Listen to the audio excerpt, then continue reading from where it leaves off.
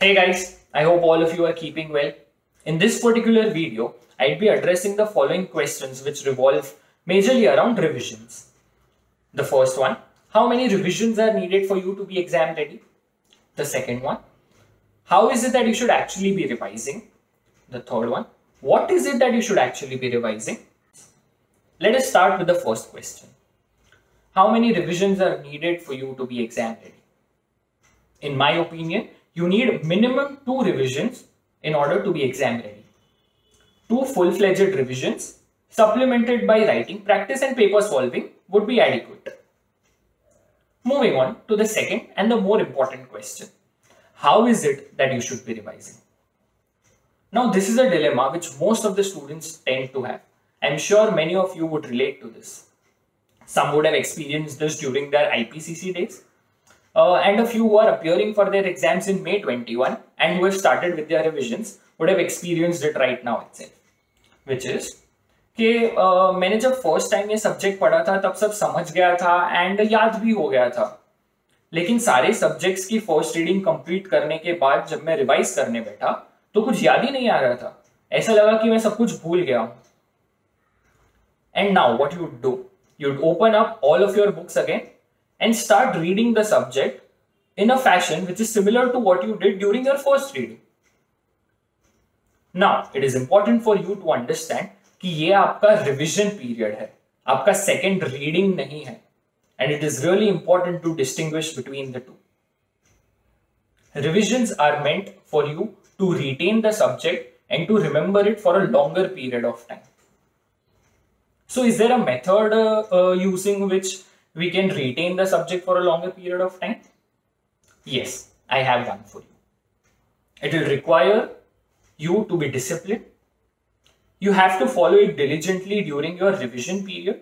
If you can follow this during your first reading itself, nothing like it.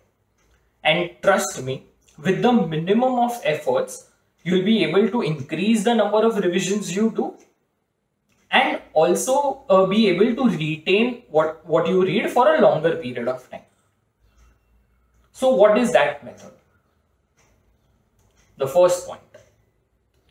Content which you read on a particular day should be revised at the end of each day till you complete reading that entire subject. Meaning, say you have allotted 4 days to complete the revision of a particular subject. Whatever you read on the first day should be revised at the end of day 1, 2, 3 and 4. What you read on the second day should be revised at the end of day 2, 3 and 4.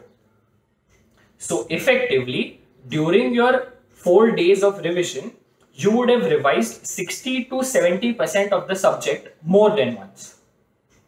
You may call it your first revision, but in essence, you have completed revising the subject 2 to 3 times within that first revision itself. Say you picked up a particular subject during the day and managed to complete 4 chapters of that particular subject. Then at the end of the day, what you need to do is try and recollect the important parts of those chapters. Say if it was a subject like SFM, then try and recollect the important concepts, formulae, and the tricky adjustment which you came across those 4 chapters during the day. If it was a subject like audit, then recollect the headers or the pointers of the content which you read. If it was a law-based subject, say DT, IDT or law itself, then try to recollect the provisions and the numerical limits which you eventually have to memorize. Now, what is the amount of time you will invest in doing this sort of a revision? On the first day, you can spend 20 minutes, which is sufficient. On the second day, since you're supposed to revise the content of 2 days, spend additional 10 minutes. In the initial 20 minutes, you revise what you read on the second day and spend those additional 10 minutes to revise what you read on the previous day. Keep this cycle continuing until you complete the subject by adding 10 minutes each day. Say if you have allotted 4 days or say 5 days for revising a particular subject, the maximum amount of time you will spend on the 5th day is just an hour. And this is a reasonable amount of time considering the benefit you derive out of this exercise. Now, the most important point here is that you do not have to open up your books in this period of 25 to 30 minutes while you are revising at the end of each day. If you have the books open in front of you, and if the target is to recollect everything you have read during the day in a span of just 25 minutes, what you will end up doing is just flipping the pages and glance through the words. The harm here is that you will read one page, move on to the next page, and immediately forget what you read on the previous page. And this will defeat the entire purpose of revision, which is to retain stuff for a longer period of time. And hence, it is important for you to not keep your books open. So then what should you do? You should close your eyes, try to recreate a picture of the pages which you have read throughout the day, and blabber the important words either in your mind, or you can take a rough page and scribble those important words on that page. And trust me, this will help you recollect the stuff you have read and retain it for a longer period of time. And in my experience, you will definitely be able to recollect 60 to 65% of the things which you have read during the day. And obviously for the balance 35%, you can then open up your books and read through those pages. But make sure, जब आप next day वापस वो previous day की चीजें revise करने बैठो in those additional 10 minutes, आपने जो चीजें previous day पे भूली हुई है वो आपको याद आ जाए. Don't repeat the same mistake. The notion that जितनी ज्यादा बार मैं चीजें पढ़ूंगा उतना ज्यादा मुझे याद होते जाएगा is incorrect. You have to make a conscious effort and train your brain to remember and retain stuff. And this particular exercise will help you do that. Now coming to the third question, which is what is it that you should be revising during this period? Along with the number of revisions plus how is it that you should revise, it is equally important that you understand what is the matter that you should be reading in this revision period.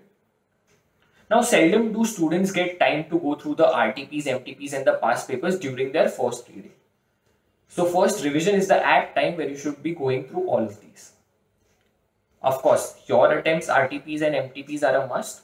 Plus, previous 2 attempts, RTPs, MTPs and past papers should be your minimum target. For a practical subject like SFM, FR, costing, you would have already solved the questions given in your classes notes, the study mat, PM during your first reading. So now how is it that you go about revising this subject? You should first thoroughly revise all the concepts, formulae and scan through the sums which you have solved during your first reading. Priority should be given to the questions which you would have marked as important or difficult while you had read the previous time. And once that you are through with that is when you should open up your RTPs, MTPs and the past paper. What you have to now do is try solving the questions which are given in the RTPs and the MTPs on your own without reading through the solution first. You need not present it in an exact manner, but at least try to scribble the solution, the steps on a rough page. Trying to solve the questions on your own without first reading through the solution will help you understand how well have you understood the concept, how well do you remember the formulae, and how well are you able to approach an unknown, unseen problem, which will be the case in an examination hall. You can of course skip the questions which are similar to the ones you have already solved, which are in your classes notes or the study mat. And then once you are through with the RTPs and the MTPs is when you have to pick a past paper and solve it entirely as a practice paper. For theory subjects like audit or law, the approach would be similar. You have to pick up the RTP, take a question, and rather than solving it like in a practical subject, you can just recollect the points which you would be writing if this question were asked in an examination.